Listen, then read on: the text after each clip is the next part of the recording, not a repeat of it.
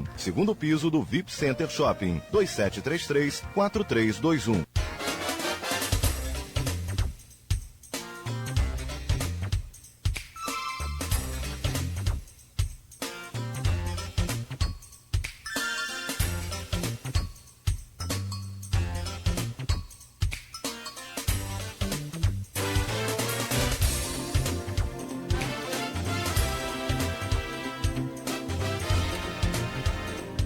Sete horas e 59 minutos em Campos, voltamos com Folha no Ar, ao vivo aqui pela Folha FM, ao vivo também pelo Face, aliás com vários comentários aqui também, no Face tem várias participações, a gente já vai agradecendo, daqui a pouco a gente vai registrando também, mas sobretudo agradecendo aqui a você que está participando, interagindo aqui com a gente no Facebook.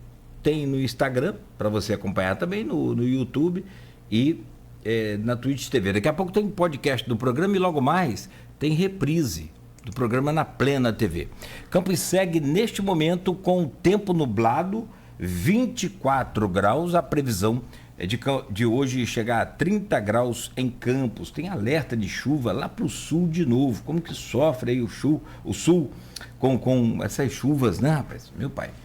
E tem mais chuva para hoje lá também, até para São Paulo. O programa tem o oferecimento de Coagro, Proteus, Unimed Campos, Laboratório Plínio Bacelar, vacina Plínio Bacelar.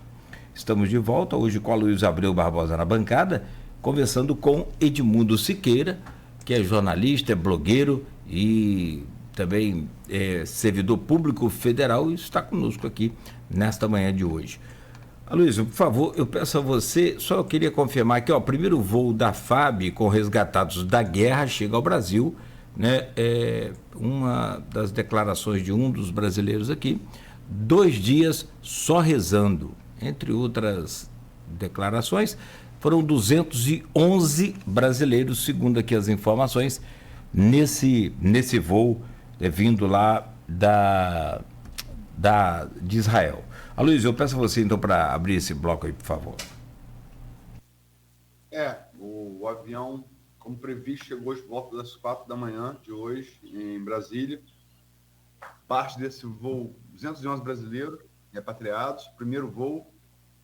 O Itamaraty anunciou que mais 5 devem acontecer até domingo. Né? O governo descobriu que ontem se mobilizou também para tirar as 90 famílias que tem de brasileiros na faixa de Gaza, o que é bem mais difícil, porque você não pode decolar de Gaza, né? A única saída de Gaza que tem hoje seria pelo Egito, mas ela está vetada por Israel, inclusive para passar alimento e remédio.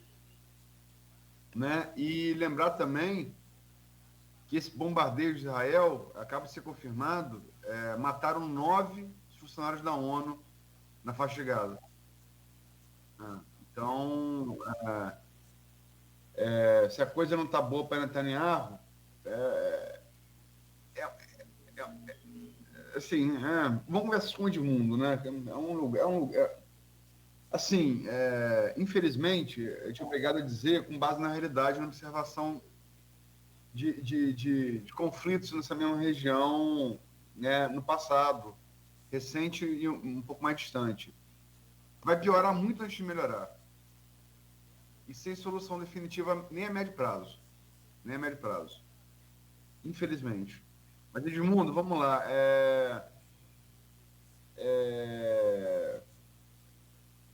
A gente tem, quer dizer, a ação do Hamas no sábado, né, surpresa, no feriado do Tabernáculo, né, boa parte das tropas mobilizadas, um erro crasso da inteligência de Israel, que as movimentações, os testes de parapente que foram usados, isso teria que se parecer em satélite. Quer dizer, nada foi feito.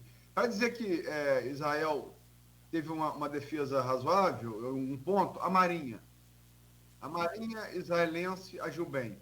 Os ataques por mar foram quase todos eles sustados pela ação rápida da Marinha. Mas entraram por terra, demoliram o muro, passaram gente de parapente. Você tem essas cenas lá na rave dos brasileiros, o cara descendo e atirando desde lá de cima, né, com um fuzil. Você tem 40 crianças decapitadas no kibutz, bebês. Mulheres estupradas. É um negócio que não tem defesa, né? São 900 pessoas mortas em Israel, incluindo os dois brasileiros, esses 40 bebês decapitados, bebês israelenses. Mas também você tem essa situação desse bombardeio, que está aí o resultado. 9 funcionários da ONU mortos pelo bombardeio de Israel. Ou seja, não é preciso, porque vamos combinar. Tudo que eu não quero enquanto o Estado é matar funcionário da ONU. Porque a opinião pública mundial vai cair de pau em cima de mim. Então não foi. Quer dizer, prova a inexatidão desses bombardeios.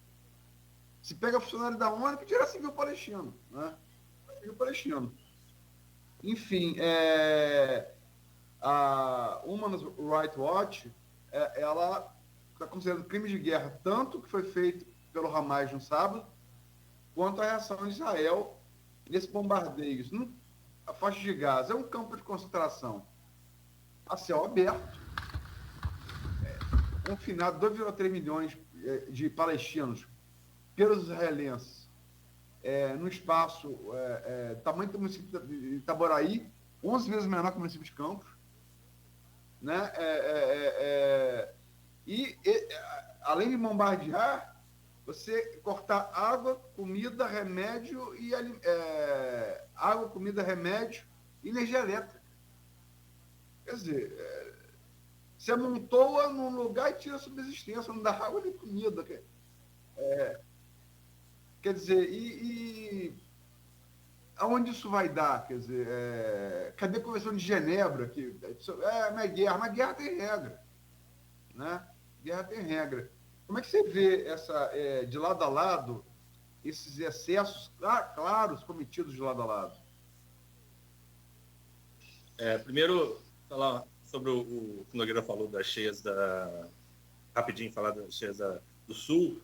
A Letícia Hertel, que a gente ouviu aqui, trouxe a entrevista dela, advogada especialista em direitos humanos e nas questões internacionais, ela está acompanhando isso muito de perto das cheias lá.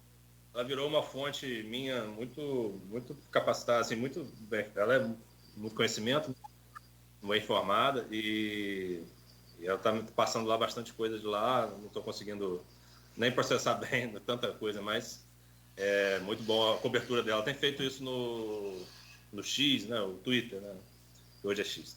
Mas em relação à guerra ali, assim, o Luiz, que é um especialista aí no assunto, né? Bastante conhecimento sobre o assunto.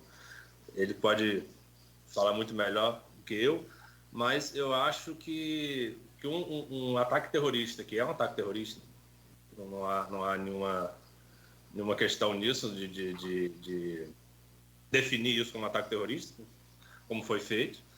Mas eu vi um paralelo que, se fosse no Brasil, seriam 22 mil mortos, né, pela quantidade de mortos que foram lá, né, fazendo a comparação. Nos Estados Unidos seriam 34 mil mortos, salvo engano, 35 mil mortos. Então, assim, é um ataque monstruoso. A gente começa a tomar pé de um ataque desse quando começa a ver os números, que o Nogueira aí tanto gosta, né, de ver os números. A gente começa a tomar pé nisso. Só esclarece, eu gosto de ver números, mas não de guerras, essas coisas, claro. Mas não, eu digo assim, quando a gente faz uma análise sobre quantidade de mortes, quantidade de ataque, um ataque dessa magnitude, né? E como o Luiz falou, como que isso não foi visto, né? Como que isso não foi... Isso não é feito de um dia para a noite, né? Isso não é feito sem dinheiro. Isso é feito com muito dinheiro, muito planejamento. Então, assim, como que a Mossad, como que as forças de Israel não perceberam isso? Como que os satélites, as câmeras... Parece que na faixa de Gaza tem um balão que fica capturando imagens o tempo todo. Então, assim, os caras chegaram de reto escavadeira, os caras chegaram pelo ar, chegaram por mar, terra, tudo. A faixa de Gaza, ela é na beira o Mediterrâneo ali, é muito pequeno, como o Luiz falou, um território muito denso, e eu acho que a definição do Luiz é muito boa, que é um campo de concentração a céu aberto.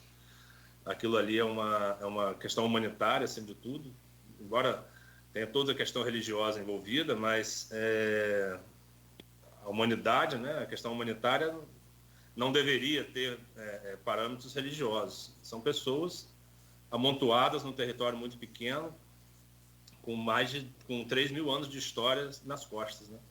Então, assim, são questões ali bastante complexas que são, acima de tudo, questões humanitárias também, né? Quando a gente vê estupro de mulheres e crianças, né, como a Luísa trouxe aí, e atos nesse sentido, eu ouvi 2 ou 3 depoimentos de brasileiros que estavam lá na festa rave lá, e foi muito agressivo, né? Agressivo é a palavra muito leve para isso.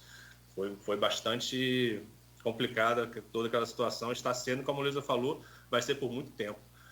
Eu estava tentando descobrir o motivo de o Hamas fazer uma coisa assim, porque, lógico, tentando como mero observador, mas porque o Hamas ele vai ser um dos grandes prejudicados de uma ação dessa, né? Talvez seja até extinto, né? E ele sabe disso, né? Não é uma ação que ele vá sair ganhando numa situação dessa, por mais que ele... Não, o Israel tem um poderio muito maior.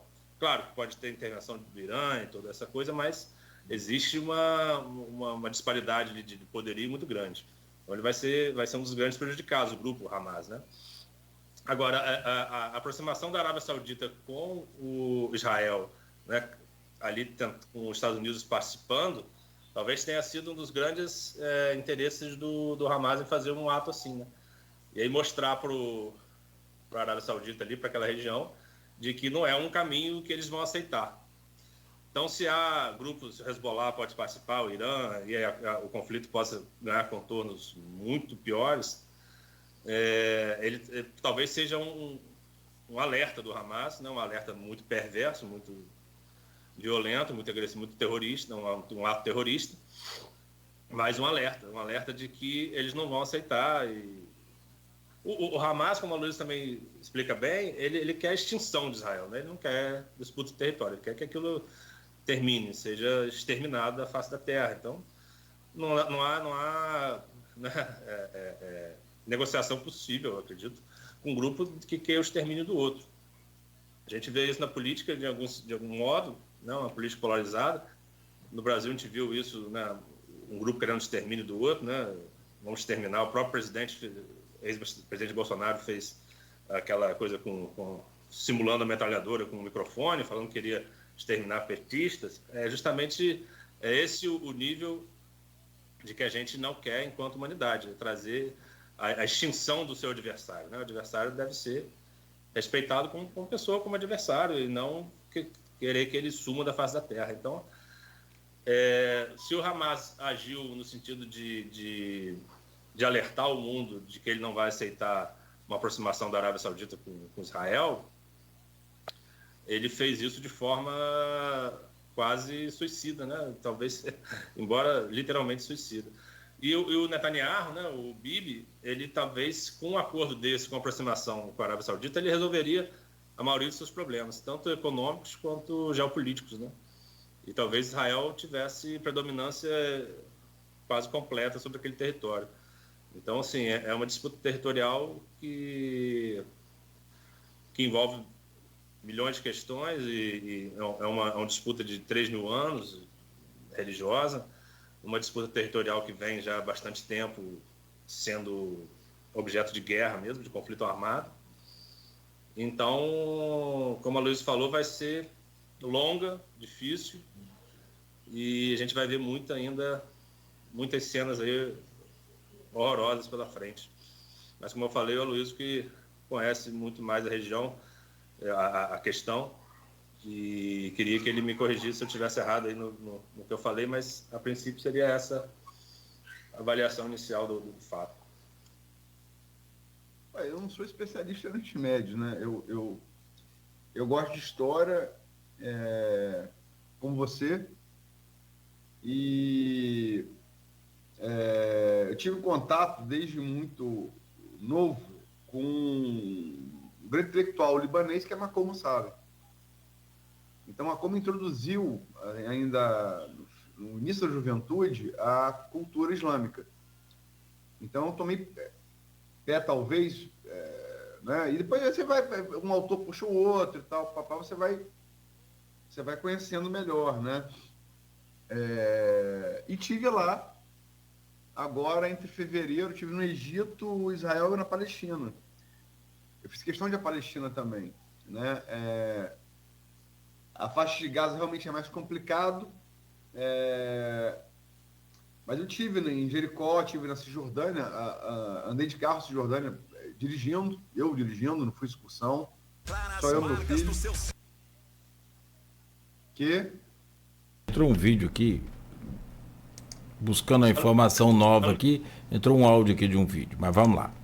A Luiz, nesse ponto, só desculpa interromper o raciocínio, mas você andou ali na Israel e andou em Cisjordânia. Israel é tido como um lugar exemplo, né, de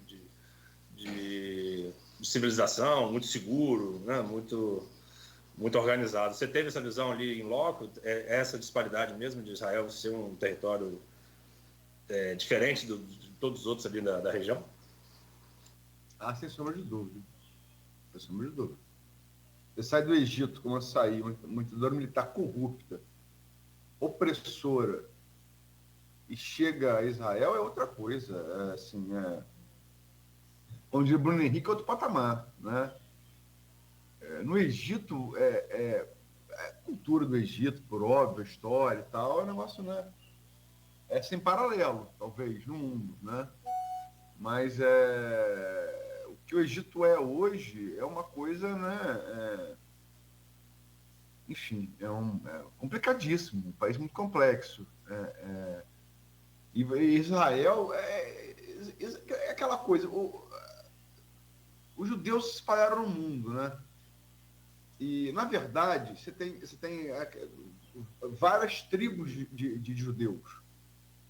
Você tem o etíope, que é negro, e é judeu porque está lá escrito que a rainha de Sabá voltou grávida de Salomão para a Etiópia.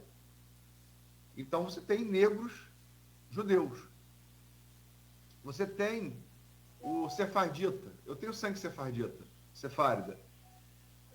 Cristão Novo, como da Força, ali em Portugal e Espanha, que é o judeu ibérico e o judeu do norte da África. É um judeu mais moreno.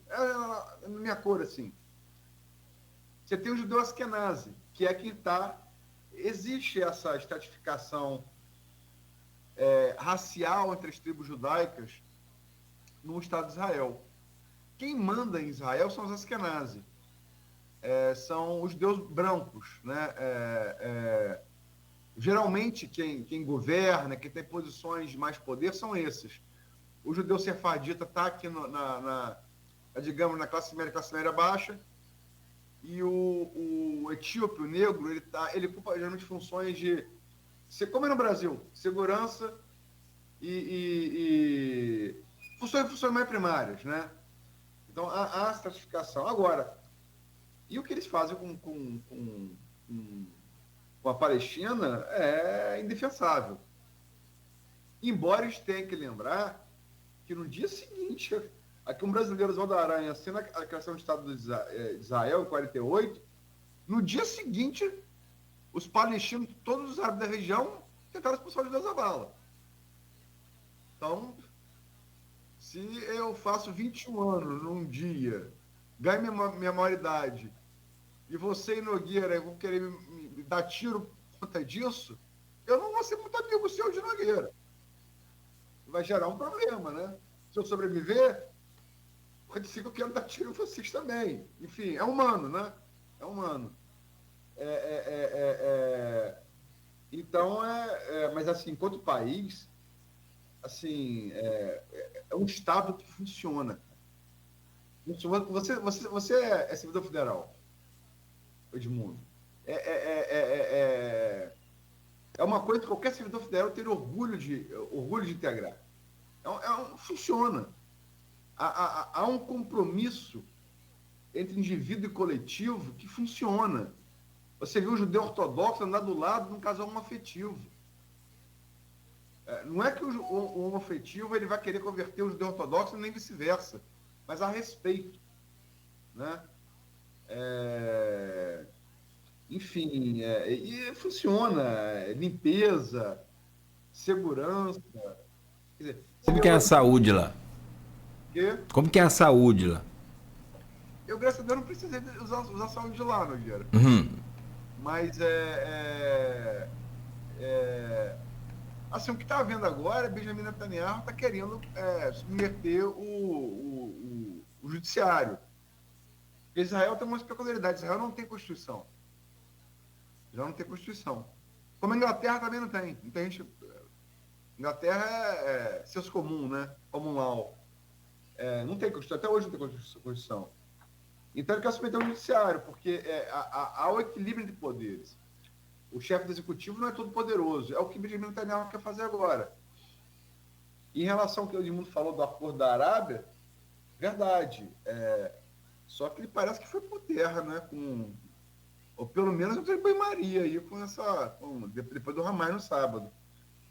Agora, sem sombra de dúvida, Israel é um exemplo a ser seguido. A não ser no que eles fazem com os palestinos, né? Mas o que eu quero perguntar a você, para a gente mudar a chave e falar sobre patrimônio, que aí sim você é o especialista, qual a sua perspectiva de envolver? Porque a gente tem, como você falou, citou o Hezbollah no Líbano, porque, olha só, você fez aí se comparou percentualmente o estrago que o Hamas fez em Israel, né, na nação de sábado. É preciso lembrar que é a maior matança de judeus desde o Holocausto, né, pelos nazistas, e que os Estados Unidos tem uma população 30 vezes maior do que Israel. E o número de mortos, a população é 30 vezes maior que a de Israel. E o número de mortos no sábado foi 1/3 do 11 de setembro. Ou seja, foi 10 vezes maior. Em tamanho, proporcional. Entende? O custo de vida humana. Mas, assim, se o estrago que o Hamas fez foi grande, e pode fazer em guerra de guerrilha, é grande, Israel, desde 2005 da faixa de Gaza, tentou voltar, não conseguiu. É poderoso, mas guerra de guerrilha, o buraco é mais embaixo. Assim que Hitler se ferrou em Stalingrado. Perdeu ali, só que acabou em Berlim. Até então vencer a guerra, né? E a rua não tem essa de maior mais forte, não. Todo mundo é igual. Mas tem aí, se o estrago que o Hamas fez foi grande, o que o Hezbollah pode fazer é muito maior, porque são 100 mil homens muito mais treinados, veteranos da Guerra Civil da Síria, tem 150 mil mísseis e foguetes apontados para Israel, se preparam para isso desde que foi fundado o grupo, com essa finalidade. É quase que um cão de fila do Irã ali perto, né? Porque o Irã não faz fronteira com Israel, o Líbano faz, né? Então, e tem o apoio do Irã. Eles ameaçaram os Estados Unidos agora, né? Falando que se o Hezbollah, né? Se os Estados Unidos intervir, eles fizeram até uma apresentação lá de seu poderio e tal. Não, e sem contar que atentados terroristas, né? Podem voltar a surgir aí nos Estados Unidos e tal. Agora, se o estrago que o Hamas fez é enorme, o que o Hezbollah pode fazer é muito maior. Vai abrir guerra em duas frentes, que uma fica ao sul, outra vai ficar ao norte. Né? Exército Israel poderoso, acho que no Oriente Médio é invencível, mas, né, foi assim que a Alemanha nazista, que até 42 parecia ser invencível, dançou. Abriu guerra em duas frentes. E se o Hezbollah entrar, o Irã está entrando também. E aí, quer dizer, se o Irã entrar, olha como é que isso vai escalar. Porque dificilmente, se o Irã entrar nisso, Israel vai ficar sozinha brigando com 3. Os Estados Unidos vai entrar em relação ao Irã. Até porque o bombardeio do Irã é uma coisa que já se especula fazer nos Estados Unidos há no mínimo uns 10 anos. Né? Desde o governo Obama, né? Passando pelo governo Trump e o governo Biden. Como é que você vê essa possibilidade? Lógico que preocupação não é nem a palavra. Se escalar esse ponto, as consequências a gente não dá nem para prever. Agora, me surpreende essa coisa tribal, né, que a gente ainda está vivenciando. O território sagrado, né, para o catolicismo, para o judaísmo e para o islã, ao mesmo tempo, né? Novamente, Luiz pode me corrigir se eu estiver errado, mas foi onde Jesus morreu, né? Foi onde Maomé recebeu lá Deus, né? A palavra de Deus. Jerusalém, ali, toda aquela região de tanta mistura, digamos assim, religiosa e mistura étnica e mistura cultural, aquilo devia ser o contrário, né? Devia ser um exemplo para a humanidade de que as diferenças podem ser conviver ali, né? Mas não, a sociedade mostra que a gente continua tribal, continua querendo o genocídio de povos, continua querendo matar os nossos adversários ideológicos e religiosos.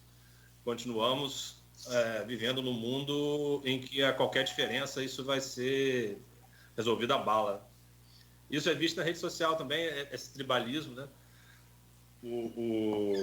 Depois eu queria até ouvir também um pouco a Luiz sobre isso, mas essa coisa de falar que você defendeu o Hamas, defender não, né? Mas enfim, falar que ele reagiu de forma proporcional aos anos que vem sendo atacado por Israel, ou então do outro lado você defender Israel como um povo que age em nome de Deus e age em nome, né, de uma manutenção de um Estado que eles acham que é o mais correto. Isso próprios termos, né? Você usa termos terrorismo ou não, citar o Hamas ou não, que o governo brasileiro evitou, né, no seu pronunciamento. Isso define a sua posição ideológica, né? Então, o moderado, a pessoa que está vendo os dois lados, o papel do jornalismo, que eu acho que deve ser, que é ouvir e tentar entender os dois lados e tentar trazer as duas posições, o moderado ele é odiado, né? Na rede social e qualquer outro lugar de fala, assim, digamos assim, porque as pessoas estão tribalizadas mesmo, estão querendo defender a sua tribo, defender a sua ideia, e isso ganha ponto, isso, quando você defende aquilo ali, você ganha ponto com os seus. E eu acho que é isso que é a essência daquele conflito, né? Defender posições de forma a matar o seu adversário, seja matar ideologicamente, seja matar fisicamente, com tiro, com arma, né? Exterminar da face da terra.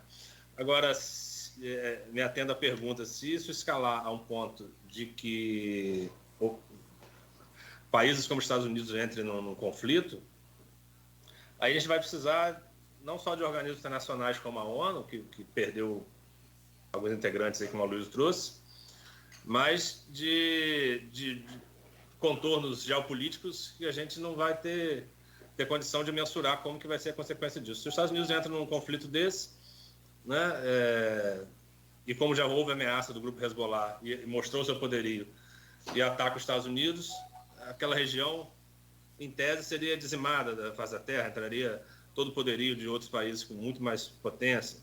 E aí países como China e Rússia, que já estão em conflito, como a Rússia está em conflito, entrariam em questão nuclear, enfim. Eu acho que não há parâmetros para a gente pensar. Como disse o Netanyahu, né, que ele vai criar uma reação nunca vista antes. Eu acho que um conflito daquele tem potencial para ser como a gente nunca viu antes, mais do que, como a Luiz falou, o judeu foi a maior morte do judeu depois do Holocausto. A gente pode ver um outro Holocausto aí é possível que isso aconteça, e é o que a gente menos espera, né? Só para lembrar que, assim, em relação à Terra Santa,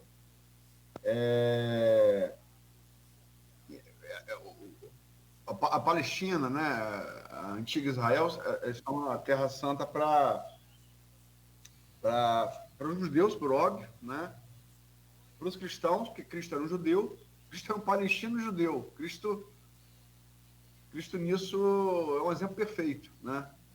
Era um galileu, era um palestino, era judeu, de religião judaica. E o islamismo, que bebe do judaísmo, o islamismo vem do judaísmo, né? Como o cristianismo também. O islamismo vem das duas, mas é mais um retorno ao judaísmo. A coisa do Deus único, né? A coisa do negócio de não poder dar a imagem. É uma religião mais semita, né? Mais pura ali. O cristianismo tem muito do paganismo greco-romano. É uma mistura de judaísmo com paganismo greco-romano. Mas as cidades sagradas dos muçulmanos são Meca e Medina, que estão na Arábia Saudita, né? Jerusalém também porque a mesquita que foi usada como desculpa para mesquita de Al-Aqsa em Jerusalém, desculpa, eu visitei ela, mas eu não decorei o nome. Onde Mohammed teria ascendido aos céus, né? Então, ela é sagrada também para os muçulmanos. É uma terra santa para as três religiões. Adoram o mesmo Deus e se matam em nome dele, né? Enfim. É a terra prometida, né? Você tem a terra prometida por Deus a Abraão, né? Isso. E os seus descendentes. E que Moisés só viu, né? Não chegou lá. Eu acho que ele meteu o pé antes. Não, ele morreu. Ele morreu antes. Ele chegou a ver do monte... Como é que é o Monte Nebo? Monte Nebo? Nebo. Então, ele chegou a ver de lá, não foi? Na história é registrado isso. Ele vê, mas ele não entra, né? Essa coisa de... Assim, por exemplo, o negócio de Abraão com Isaac, que Abraão foi... provar seu amor a mim, tem que matar seu filho, né? Isaac. E aí, para os judeus, para os cristãos, para os muçulmanos, isso foi no Monte Horebe, dentro de Jerusalém, onde hoje é a Mesquita do Domo, né? Que é interessante que você entra ali, fora o exército israelense, e dentro é o Fatah, né? Você passa pelas duas jurisdições assim para você entrar no Mesquita do Domo, né? O Fatah é o braço armado da Autoridade Nacional Palestina, que é opositora do Hamas. E já para os samaritanos é no Monte Gerizim, na Cisjordânia, onde Abraão teria atendido o pedido de Deus para matar Isaac. Então, essas diferenças, às vezes, assim, mas são todas... Palestina também, né? É Palestina e é ocupado, também é outro motivo. O número de mortes de palestinos também está muito na Cisjordânia, assim como os assentamentos promovidos pelo governo de Benjamin Netanyahu para agradar a extrema-direita que apoia, né, religiosa. Mas, Edmundo, vamos ver a chave. Estamos falando de patrimônios da humanidade, né, que é Jerusalém, Meca, Medina, Monte Gerizim. Vamos falar sobre patrimônio de campos. Você tem acompanhado isso de perto, né? Tem a questão do mercado agora, que você está... A gente conversou um pouco antes do programa, você está mais... É sua pauta atual, digamos assim. Mas eu queria que você falasse um pouco dessa proposta de reforma do mercado municipal, que demorou, convenhamos que aquela cobertura foi feita para Raul Linhares, que era arquiteto de 78, tem um tempinho, né? Consegue ser quase tão velho quanto eu, né? Então, tem um tempinho. E também a questão dos solares, que estão sempre em evidência, o solar dos Arizes, né? E o solar do colégio. Vamos ver se, enfim, aí com a eleição da Rosana, né, que é a reitora, que promessa que ela fez, inclusive, nesse programa, ela falou que faria diferente de Raul, que essa coisa se agiliza a partir de agora. Como é que você está vendo essa perspectiva, assim, você é especialista? Não, como você também não sou especialista, mas eu sou muito interessado no assunto e gosto muito do assunto de história, assim como você também. O Nogueira também gosta muito do assunto, né? O mercado, o Almir, Almir Júnior, né, secretário de Agricultura, ele tem uma proposta ali do mercado de levar aquela, que eu já discuti com ele algumas vezes, discuti no sentido da proposta, de levar aquela feira em frente ao prédio centenário do mercado para a Praça da República, que é atrás da rodoviária. É uma área grande, uma área subutilizada, e faria ali um mercado novo. Eu vi o projeto, um projeto muito bom. Traria um mercado novo ali, mercado moderno, assim como foi feito, né, com semelhanças com Niterói, com outros mercados aí que, pelo projeto que eu vi, semelhança a esses novos mercados que estão sendo feitos em alguns lugares do Brasil. São Paulo tem um também, o Santo Mercado, que esqueci o nome da cidade, mas é um mercado também moderno, climatizado, com lojas, restaurantes, tudo isso. E a proposta é levar ali para a Praça da República esse nova feira, né? Inclusive com um banco de alimentos, que é uma... Sempre que a Almir cita isso, ele fala que eu que perturbo ele sobre o assunto, e é verdade, porque eu acho que Campos precisa, e é uma iniciativa muito, muito interessante, é uma iniciativa mundial, salvo engano é a ONU que começou, que capitaneia isso, que é trazer alimentos que seriam descartados, processa, de restaurantes, supermercados, qualquer coisa assim, processa e distribui para quem precisa de alimento. Alimentos que não é tão bons para consumo, mas que seriam, por lei, descartados por esse equipamento, estabelecimentos, e esse banco de alimentos processaria isso.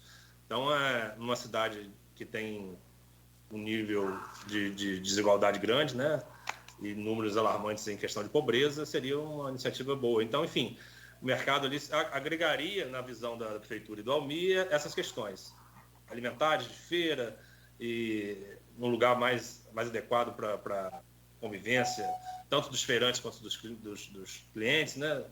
E, enfim, seria uma proposta boa. E a proposta, ela está a 200 metros do que hoje é o mercado. Então, não seria uma grande mudança territorial. A gente está falando de disputa de território, não seria uma grande mudança para o mercado, para os feirantes, para os permissionários dali. A proposta também é que aquela rua que dê acesso seria Barão de Amazonas, seria fechada, e faria ali um calçadão até de um ponto a outro do prédio histórico, abriria um bulevar na frente do prédio centenário do mercado e faria essa interligação entre os dois locais. Então, assim, é uma proposta muito plausível, muito interessante. Por outro lado, o IFE, um grupo lá da professora Catarina Prata, que também é uma pessoa de muito conhecimento na área, é de que a feira continuasse ali, porque na visão delas que eu digo porque a Catarina e algumas alunas, tirar a feira do mercado, você tiraria a essência do mercado, do prédio centenário. Não teria sentido tirar a feira dali. Então, a proposta inicial delas é que abra a feira, aquela estrutura metálica, diminua, abra o centro dela, deixe a torre do relógio visível, e faça feiras, faça ali o comércio dos lados, das extremidades, e o meio seria o acesso ao prédio centenário, que a gente tem um prédio belíssimo, um prédio histórico, né, de mais de 100 anos, que está encoberto por duas estruturas metálicas, duas estruturas grandes, que é o camelódromo e a feira, né, a peixaria ali e tal.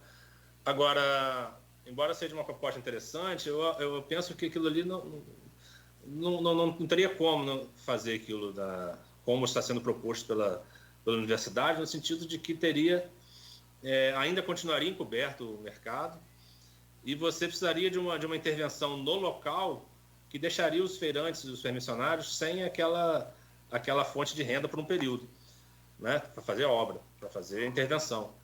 Então, a proposta da prefeitura é que a construção na Praça da República seja feita antes de qualquer mudança, e uma vez estando pronto, os permissionários iriam para lá. me parece uma proposta mais razoável, inclusive para os feirantes. Agora, se você descaracteriza um mercado por tirar aquela feira da frente, que eu até entendo, para aquela vivência da feira, um mercado em qualquer cidade do mundo, ele é um ambiente de sociabilidade, um ambiente de muita cultura local.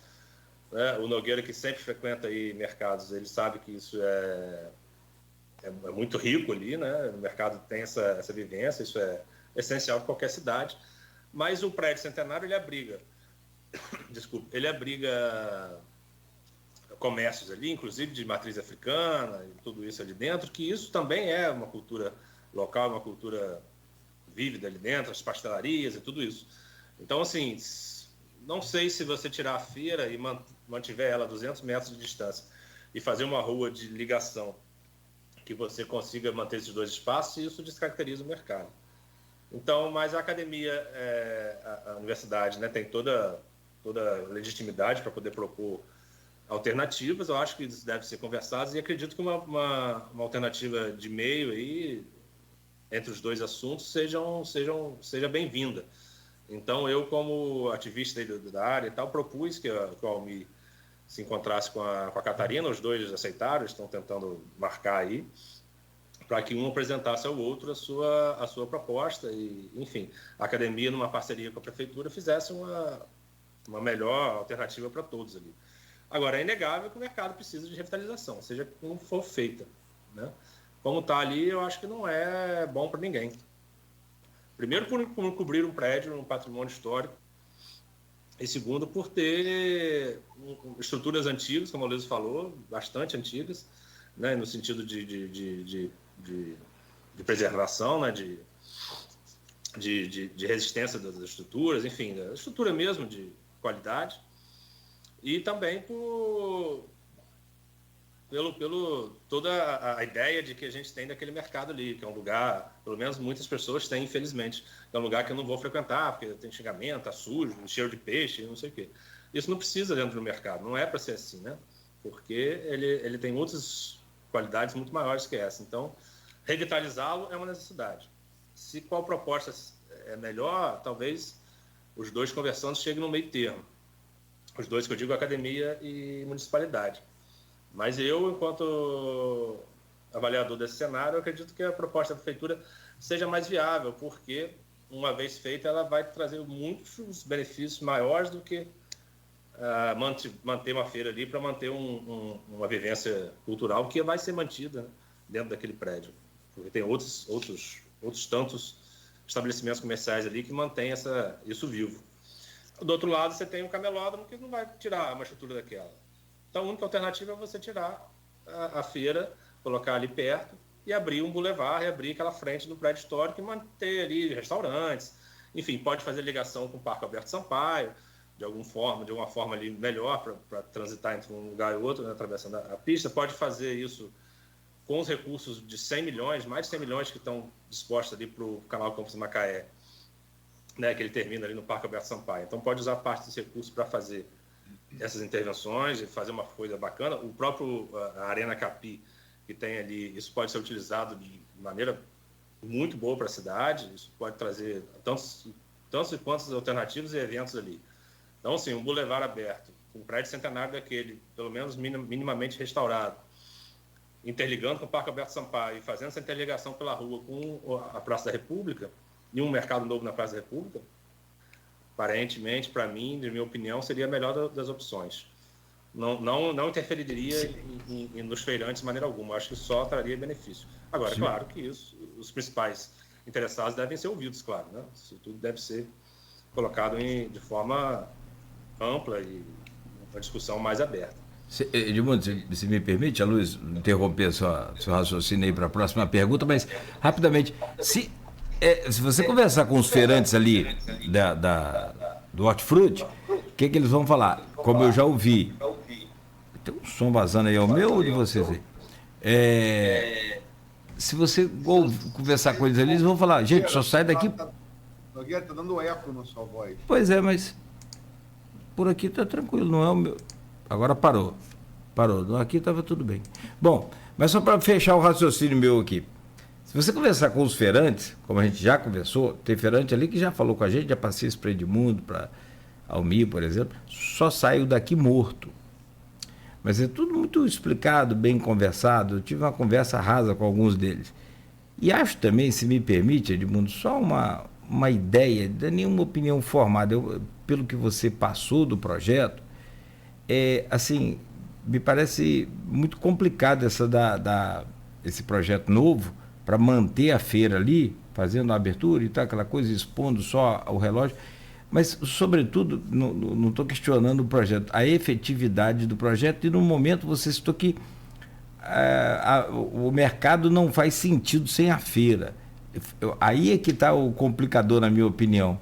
Cara, o mercado ele tem vida própria e a feira tem vida própria. Acho que os dois conseguem funcionar muito bem, separados um do outro. Acho que o mercado não pode ser condicionado à sobrevida do mercado à permanência da feira ali. Que, de qualquer maneira, mesmo que vá permanecer ali, ela tem que ser totalmente reformulada. Duvido você encontrar uma mulher, por exemplo, que vá estacionar o seu carro ali. Primeiro que ela não vai conseguir estacionar bem. E que vá ao mercado naquelas atuais condições, né, higiênicas e de posicionamentos. Por exemplo, peixaria. Acho muito difícil. É o que você falou, não tem que melhorar, tem que mudar. Agora, como fazer isso, talvez conversar entre os interessados. Agora, eu avalio como a melhor proposta realmente é a retirada da feira dali e colocada ali perto, como eu falei agora há pouco. Agora, essa coisa de só sai morto, como você trouxe aí, é perfeitamente compreensível, porque o histórico de intervenção municipal... O cara tem 60 anos lá, gente. 50 anos. O histórico de intervenção de governo, qualquer governo que seja, são obras demoradas, obras que não são adequadas, e o cara vai estar vazando. O próprio camelódromo mostrou isso, né? O cara foi para um lugar que não era adequado, depois voltou. Desculpa, de novo, perdão. O próprio mercado tentou ser, a Rosinha, prefeito, tentou levar o mercado, lembra? Para um estacionamento que havia ali e chegou a fazer. Então, assim, é óbvio que a ideia é de que o governo faça, né, qualquer governo, seja municipal, federal, estadual, faça lambança, digamos assim, né? Então, demore, não entregue, faça errado e tal. Então, a resistência é perfeitamente compreensível. Agora, se a ideia do Almir prosperar, de que aquilo seja construído antes de qualquer mudança física do local, eu acho que soluciona essa questão. Não é possível que a pessoa que fale que não vou sair dali nem morto, chegue lá e veja um lugar melhor e mais acessível, com melhores condições para os clientes, que ele não vá. Não acredito. Não acredito que a pessoa vá fazer uma coisa, o feirante vá pensar assim, né? A não ser que seja uma questão ideológica e fundamentalista, essa questão. Então, fora isso, não. Você vai para a melhoria, né? Melhoria de clientes, melhoria de acessibilidade, melhoria de condição de mercado, de venda, né? Então, assim, se é melhor, por que não ir, né? Agora, como eu falei, o governo tem que mostrar que isso vai ser feito de maneira condizente com o que os feirantes e o município esperam. Uma vez sendo feito, eu não acho que há resistência. Luiz, me permite... Sim, não, que tem uma pessoa interagindo com a gente aqui no Face também. O tal de João Siqueira botou aqui, Edmundo desviando o foco. Só para fechar. O Guilherme Rangel também, que é aqui da Portal Imóveis, aí coloca: bom dia, os planos para o mercado municipal poderiam ser um abrir dos olhos para o patrimônio histórico de Campos. Outro também, Almir Júnior, não podemos deixar como está. Bom dia. Essa coisa do pertencimento, né? Eu fui no mercado fazer uma matéria, fui no mercado ali conversar com alguns feirantes e ouvi algum deles, e eu conversei com uns 8, 9 feirantes ali. 6 dos que eu conversei não sabiam, não se ligavam na torre do relógio ali. Eu também é a torre do relógio. Ele, a torre, tem uma torre ali e tal. Então, assim, não é uma coisa para eles presente. Imagina para o campista que aquilo ali está encoberto. Então, se você não gosta e não cuida de uma coisa que você não conhece, não ama, não pertence, né? Então, pertencimento é isso, é você tornar aquilo dentro da sociedade, né? Formar aquilo acessível para a sociedade. Patrimônio é isso, patrimônio é uso, patrimônio você tem que trazer pertencimento da população. você vê numa foto, você estudar uma tese no mercado, que aliás o Carlos Freitas, ex-diretor do arquivo, tem uma tese muito boa sobre o mercado. Você ouvir isso, você entender isso academicamente, por fotos, é uma coisa. Você frequentar e você visualizar aquilo na sua frente é outra. Então, você só cria pertencimento nesse sentido. Então, é preciso criar esses patrimônios abertos, né? Assim como os solares que o Luísio trouxe. O solar do colégio, que tem 20 milhões aí para ser aplicados, e como o Luísio falou, a reitora prometeu agir diferente do último reitor. Eu acho que eu já falei isso aqui na entrevista com ela. O reitor optou por não fazer da maneira que deveria ser feito. Isso foi uma opção, não foi na minha avaliação, né? Eu, Edmundo, foi uma opção dele não fazer como deveria ser feito, porque as ações que estão sendo tomadas agora não tem nenhuma diferença jurídica, né? E relacionada com o poder público de um ano atrás. Então, assim, foi uma decisão administrativa, enfim, que foi tomada e que a reitora atual prometeu agir diferente. Então, a gente espera que seja mais célere. Por outro lado, está sendo feito já chegou lá, o próprio Raul entregou, Raul Palácio, né, atualmente reitor da UENF, até a posse da Rosana, foi lá entregar os materiais no arquivo e tal, teve com a Rafaela lá. Então, assim, a coisa está andando devagar, mas está andando. Há um tempo atrás a tartaruga estava viva, agora a tartaruga está andando um pouquinho. Então, pelo menos ela está viva aí, está andando. Mas há muito o que fazer. E outra coisa, o solar do colégio, né, onde está o arquivo público, ele guarda um acervo, né, não precisa falar isso toda hora, mas todo mundo sabe, acredito, né, que pelo menos muita gente deveria saber, e a gente tenta falar isso para a população, guarda um acervo enorme ali, a própria certidão de nascimento de Campos está ali, muita coisa para o monitor campista e tantos outros acervos ali que precisam ser mais acessíveis. E para criar acessibilidade como mercado é preciso ter condição. E para receber pesquisador, para receber estudante, para receber todo tipo de visitante, ele precisa de estrutura, climatização, precisa de estrutura de segurança, estrutura de acesso. Então, assim, um patrimônio como aquele abandonado, né, não adianta. Qualquer patrimônio abandonado não adianta. A gente chega no Airizes. O Airizes está abandonado há muitos anos. Ele resiste ali quase por um milagre, porque estruturas já caíram de esquadrias e caiu uma parte. Existe uma ideia de trazer a Ferroporto, uma empresa do Porto, para captar recursos ali, fazer uma intervenção. O próprio prefeito já falou isso algumas vezes. É uma obra cara, uma obra dispendiosa, mas é uma obra necessária, porque conta muito da nossa história. E outra relação aos Airizes é os acervos. Os acervos que tinham ali foram todos para outros lugares. A gente está falando de pertencimento. É difícil você criar pertencimento quando a gente não tem nossos elementos aqui disponíveis. O Alberto Lamego, que morou ali proprietário, que morou ali no solar dos Airizes, ele tinha um acervo tão importante nacionalmente que foi considerado a Meca. A gente está falando aqui de religião, da questão de Israel lá. Foi considerado por muitos no Brasil como a Meca da intelectualidade brasileira, ou seja, um lugar sagrado, porque um acervo riquíssimo que o Alberto Lamego trouxe de Portugal, da Europa, para o Brasil e trouxe para Campos. Estava lá no solar dos Airizes, inclusive uma pinacoteca, a obra de artes, muitas ali. Tinha um mapa imenso ali na entrada dos Airizes, assim que subia a escada. Esse mapa raro e muito importante da região nossa. Isso tudo não está mais aqui. Isso tudo está em parte de São Paulo, parte de Niterói. Então, a repatriação desses elementos também, a gente está falando sobre isso aqui o tempo todo, é importante. Então, assim, se você trazer o Airizes para a vida novamente, né, seja por qual linha de recurso for, você cria condições de repatriar acervos, repatriar informações, criar um centro de pesquisa.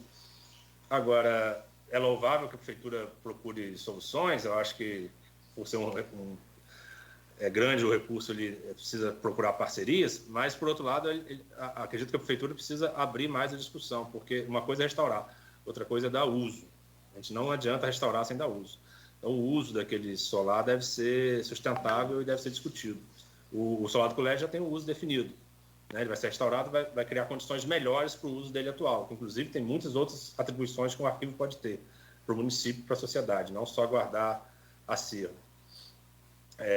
E o Arizo também pode virar um centro ali de muitas coisas. Então, o uso precisa ser discutido, que não está sendo, né? Mas é necessário e urgente, porque aquilo ali não vai resistir mais uns períodos de chuva aí não, talvez 1 ou 2 períodos de chuva. Vladimir podia aproveitar o próprio projeto de Rosinha, da primeira eleição de Rosinha prefeita, que era legal, é fazer do Arizo o Museu do Açúcar, né? Tá no projeto dela, ela não colocou em prática, mas se é uma ideia, né? É uma ideia boa, né? E que não foi levado à frente. Não que a mãe não quis levar à frente, o filho poderia, né?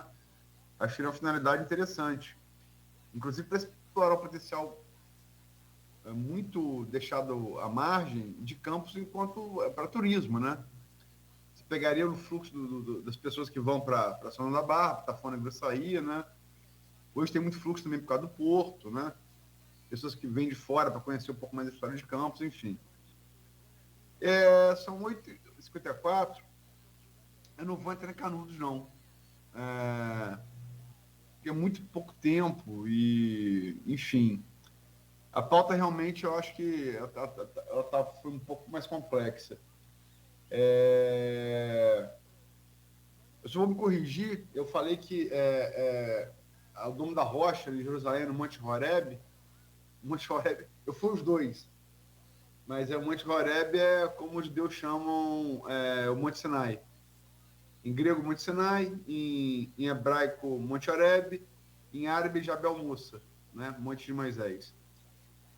O Monte Domo da Rocha, onde, segundo cristãos, muçulmanos e judeus, Abraão teria ensaiado fazer sacrifício, que teria sido pedido pelo arcanjo Gabriel, né, matar o filho, né, Isaac, para provar o amor a Deus, depois parando, não precisa não, que seja provar seu amor, é o Monte Moriá, onde hoje está o Domo da Rocha. Foi onde foram depositadas posteriormente, a tradição diz, né, a Arca da Aliança com os 10 mandamentos entregues por Deus a Moisés, no Monte Horebe, no Monte Sinai, e onde Salomão escolheu para fazer o primeiro templo de Jerusalém, né? Hoje a gente tem uma pequena parte dele, que é aquela muralha ali, mas é Monte Moriá.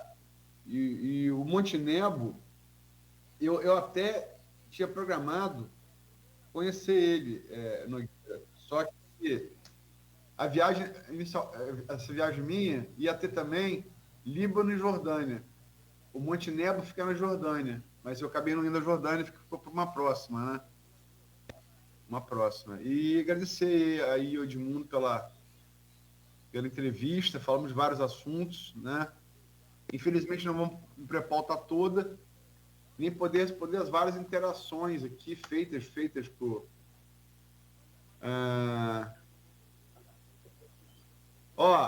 protesto aqui, registrado. A Wanda Moreira, não entendi a fala que mulher não vai estacionar bem próximo ao mercado. É simples. Não é simples. Mulher dirige muito bem, muito melhor que homem, não tem problema quanto a isso. É que não tem vaga, ô Wanda. Sem problema, é só isso. E você não consegue estacionar próximo ao mercado, não sei que você pague R$10 a hora ali. Aí você consegue. É isso que a gente se refere e é por isso que se cobra também o estacionamento, justamente para poder você ir ao mercado.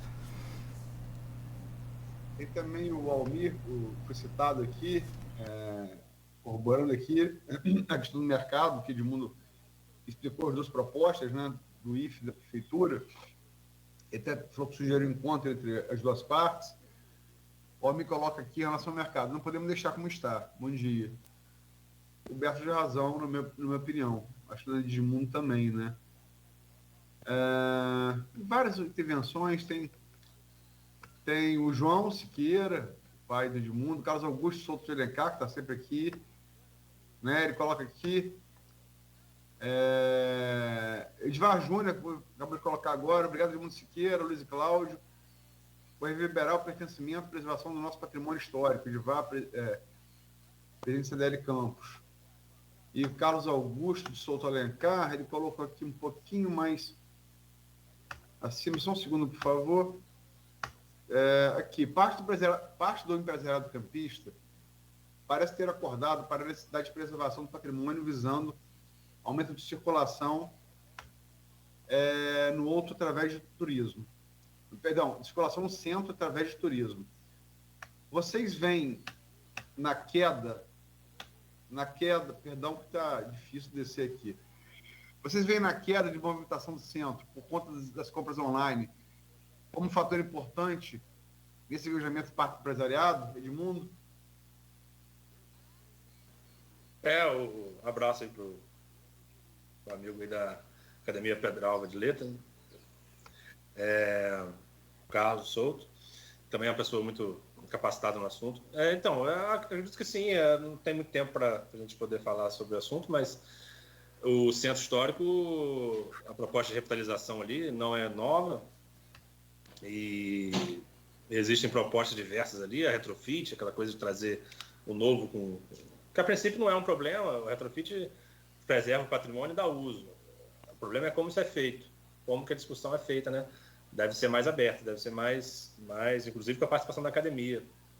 Então, a queda de venda no centro também reflete a questão de compra digital, mas reflete como o Cláudio falou, estacionamento, acesso, transporte público, prédios ali em situação de ruína, tanto potencial. Se você comparar com o centro do Rio, por exemplo, a Confeitaria Colombo é um prédio histórico frequentado por muitas pessoas, com fila na porta, a qualquer momento você vai lá.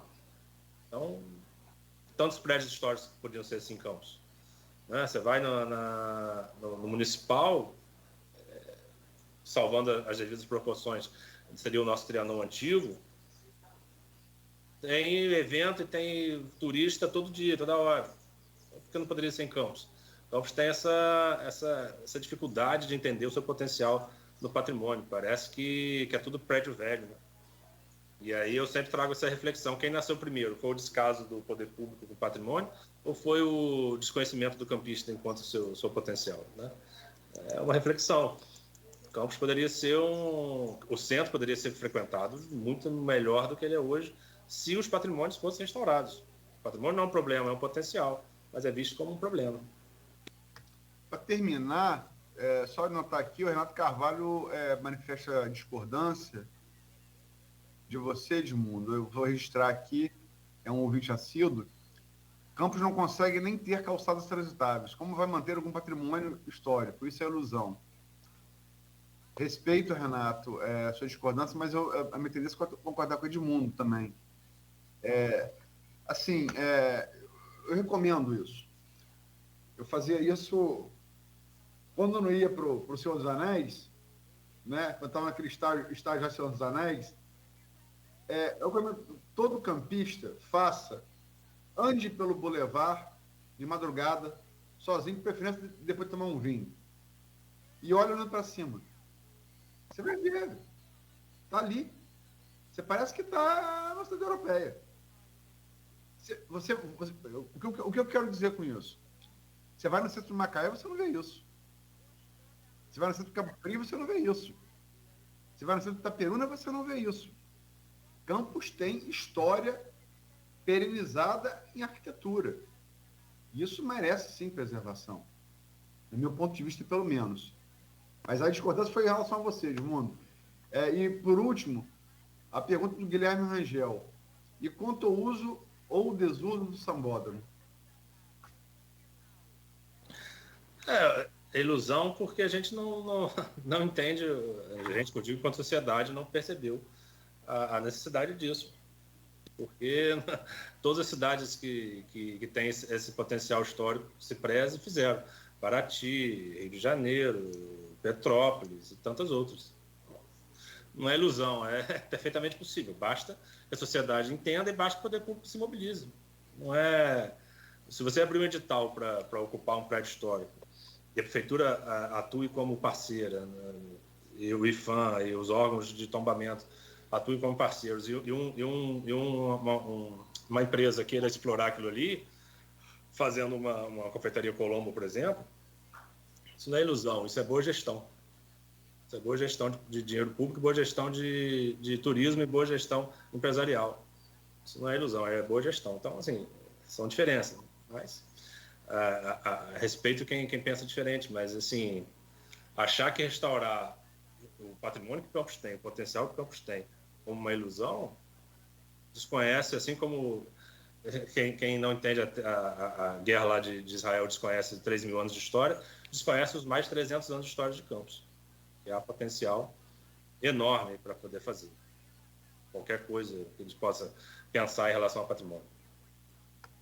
Bom, 9h04, temos que encerrar por aqui. Como o Luiz disse, essa pauta acho que vai merecer um programa aí também especial, Luiz. Depois a gente pode te ajudar, se é que é possível, preparar esse programa sobre essa pauta de Canudos, né? Enfim, talvez um programa só sobre isso. E que tem boa parte da história que a gente também acompanhou muito, né? Também pela própria televisão, né? Enfim, e sobre essa questão de pertencimento, Edmundo, e a Luiz e quem está nos ouvindo, assim, há muitos anos eu defendo, por que não tem história na grade curricular de Campos, da história de Campos? A gente andou um tempo aqui, né, estudando a história de Curitiba, porque era comprado uns livros que vinham de Curitiba, enfim. Parabéns, a história de Curitiba tem que ser conhecida também, maravilhosa, pertence a gente, ao Brasil, mas primeiro a nossa, né, tem muita história para contar, como a Luiz disse, Campos tem história. E eu já falei aqui, até mesmo nas creches tinha que ter história, mas você fala, como que vai ensinar história para os bebês? Coloca as imagens. Nada mais positivo, mais fixador de uma coisa do que a imagem. Coloca lá a imagem do solar dos Arizos, coloca lá a imagem devidamente recuperado, naturalmente, do solar do colégio. Isso vai criar, sim, o entendimento para a gente crescer. Não acredito mais que para agora a gente consiga, mas para as próximas gerações, se começar hoje esse trabalho, pode ser que tenhamos. Meu caro Edmundo, bom dia. Muito obrigado por hoje. Mais uma vez aí, sempre muito bom poder te ouvir aqui. Obrigado, agradecer o convite, obrigado Cláudio, obrigado Luiz. Obrigado quem nos ouviu até agora, vai ouvir depois. Uma pena a gente não poder entrar em Canudos. Trouxe até o meu exemplar aqui dos Sertões. Os Sertões é o primeiro livro que eu pronuncio, que eu tenho conhecimento, de jornalismo literário, né, do Brasil, assim, de mais abrangência. Um livro-reportagem, eu entendo como um livro-reportagem, talvez o primeiro também do Brasil, porque é alguém de uma capacidade de escrita muito, muito interessante, muito boa, que foi cobrir, né, jornalisticamente um conflito e trouxe isso de forma brilhante nesse livro aqui, Nos Sertões. E é um clássico até hoje, um dos maiores livros que a gente tem. E o jornalismo literário, né? Porque trouxe fatos. Até o meu exemplar aqui fala não ficção. Parece que precisa reforçar que não é ficção, porque é um assunto realmente difícil de você acreditar em alguns sentidos. Mas, assim, é o papel do jornalismo, né? O papel do que eu entendo como jornalismo de transformação da sociedade, trazer informação, trazer os dois lados, trazer como de fato aconteceu as coisas. E o jornalismo que eu mais me sinto confortável, que eu tento atuar, além da parte cultural, é o jornalismo literário, que é justamente o que Euclides da Cunha fez nos Sertões, que é trazer fatos e narrativas de forma, não é romanceada, mas de forma literária, de forma mais agradável, palatável ao leitor, né? que gosta desse perfil, claro. Mas, assim, esse livro aqui, para mim, é um dos maiores que nós temos, e Canudos foi um da nossa maior guerra civil. Canudos, para mim, é a grande questão da disputa de terra, de território, de messianismo, de tudo que a gente vê hoje. Canudos é um grande laboratório ali do que a gente viu do Brasil antes e depois. Mas, enfim, pena que não deu tempo, agradecer e ficar à disposição para a próxima oportunidade. Obrigado a todos. Não, e naturalmente agora a cabeça da Luiz deve estar, né, borbulhando de informação cooptadas lá, né, novamente. Bom, Aloysio, obrigado por hoje também. Bom dia. A gente volta na sexta-feira a partir das 7 horas da manhã, correto? Correto, sexta-feira, se Deus quiser. Agradecer ao Edmundo. Acho que o Nogueira está certo. Talvez seja melhor fazer um programa sobre Canudos. Euclides da Cunha foi como correspondente do Estado de São Paulo, né? Correspondente do Estado de São Paulo. E ele antes de ir, ele escreve 2 artigos. A Nossa Vendéia, 1 e 2. Que Vendéia é uma aldeia francesa no norte da França, que na Revolução Francesa ficou contra a República a favor dos reis depostos. E o conselheiro, ele via legitimidade, por ser muito religioso, no direito divino dos reis, e não via legitimidade da República. Então, a Euclides da Cunha, antes de ir para lá, ele faz 2 artigos, né? Quando ele chega lá, ele faz as reportagens para o Estado de São Paulo, ele está claramente indo para lá porque havia uma comoção nacional depois que a terceira expedição foi assassinada, a Moreira César. Que Canudos ele deu pau em 3 expedições do Exército Brasileiro. Na primeira, do Febrônio, na primeira foi do... Ai, meu Deus, de cabeça agora, acho que é Pires, Tenente Pires, depois Major Febrônio, depois o Coronel Moreira César, e depois atuou Oscar e Savagete, os generais, que essa vai destruir o Arraial. Embora tenha ficado a perigo de terra no momento também. E ele vai lá no final, o Cris vai lá no final, já com a posição do Monte da Favela, que vai batizar depois a comunidade. Favela é uma planta que batiza o morro, que é onde o exército botou artilharia e onde bombardeou Canudos, né? E, enfim, fecha o cerco, mais ou menos. Fizeram o que Israel está tentando fazer com Gaza. Fechar o cerco, não entra água, não entra comida e toma bala em cima. Não mudou muita coisa. É uma área também, uma área muito desértica, árida, como é a própria Israel-Palestina, são a própria Israel e Palestina, né? E os artigos as reportagens que ele manda de lá, ainda são no sentido de atender essa comoção geral. Tinha boato já de que os conselheiristas seriam pela resistência deles, quer dizer, tem que me lembrar que o exército brasileiro vinha 20 anos antes, tem vencido a Guerra do Paraguai. É um exército muito, muito mais forte do que é hoje, militarmente falando, né? E pela resistência começa fake news sempre existiu, né? Não, os conselheiristas recebem ajuda da Grã-Bretanha, porque a Grã-Bretanha era uma monarquia, então quer instalar a monarquia no Brasil. Aí o líder militar, que era um gênio, Pajeú, era um ex-cangaceiro, conhecia bem ali a topografia, sabia lutar ali. Não, você dá pau nos generais, esse cara só pode ser treinado pelo Exército Real Britânico e tal. Certeza, o Cris da Cunha não entra nisso, não. Mas ele tenta, nas reportagens, ainda justificar. E a guerra acaba, o Arraial é erguido em 1893 e é exterminado em 1897. Né? E Euclides, ali, aparentemente, fez participação dele. Né? Volta e tal, para a vida dele. E Euclides era engenheiro. Ele passa para engenheiro de obras públicas para fazer uma ponte São José do Rio Pardo, né? No início do século XX. Ponte essa que existe até hoje, como existe o barracão, até hoje mantido, em que ele ficou, na margem da ponte. Barracão de madeira, é mantido. É uma coisa que o Edmundo falou, a necessidade de pertencimento, de preservação. Mantém-se o barracão de Euclides da Cunha. Porque nesse barracão ele vai escrever Os Sertões. E conclui 5 anos depois. Assim, sobre vários aspectos, é uma obra fundadora, porque é a primeira obra da literatura brasileira, a primeira, que para de importar modelo da Europa, como dizia Gilberto Freire, bando de caranguejo, para as costas e virada para o interior, esperando o maravilhado que vem no litoral, e olha para dentro do Brasil. E passa a discutir o Brasil a partir do Brasil, né? Ele inicia a obra. Eu até, quem não leu, que pule os 2 primeiros capítulos. Que pule a terra e pule o homem. Começa a ler a luta, que é a campanha de Canudos.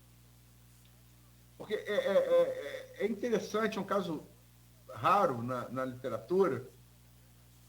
Ele começa, a terra, ele faz um apanhado da formação do sertão do norte de Minas Gerais e do Rio Grande do Norte, em que ele se baseia num geólogo canadense, franco-canadense, chamado Charles Frederick Hart, que andou por aqui, porque ele veio na expedição do H6, bancada por Dom Pedro II, e aí ele coube fazer levantar topografia e também ver espécimes vegetais, né, animais, do Rio Itabapuana a Niterói. Ele foi andando. Ele passou por aqui, passou por Farol, passou por Otafona, e é a primeira pessoa a falar da transgressão marinha, da avanço do Matafona. É o primeiro registro. Então ele se baseia nesses caras. E é chato, porque quem não é geólogo, se ficar falando sobre geologia, é um negócio árido, né? É o primeiro capítulo, então desanima muito o leitor.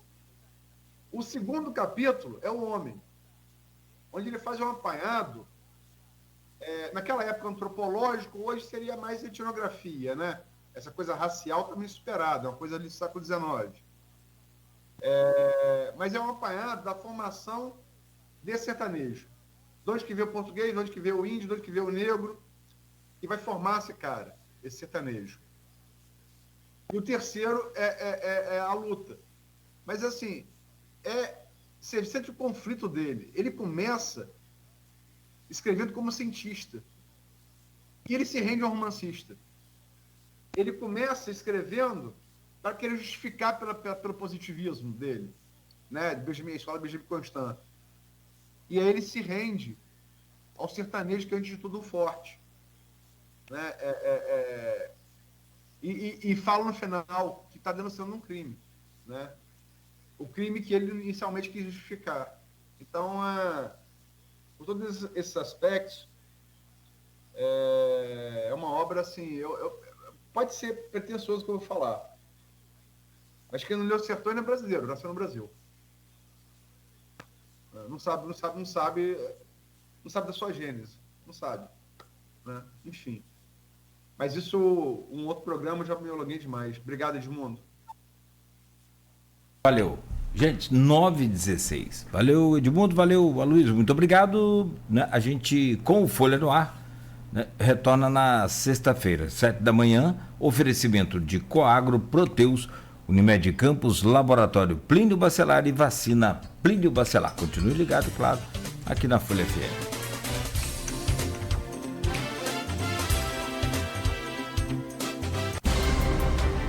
Novas notícias, novos acontecimentos, política, economia, entretenimento, informação com credibilidade, gerando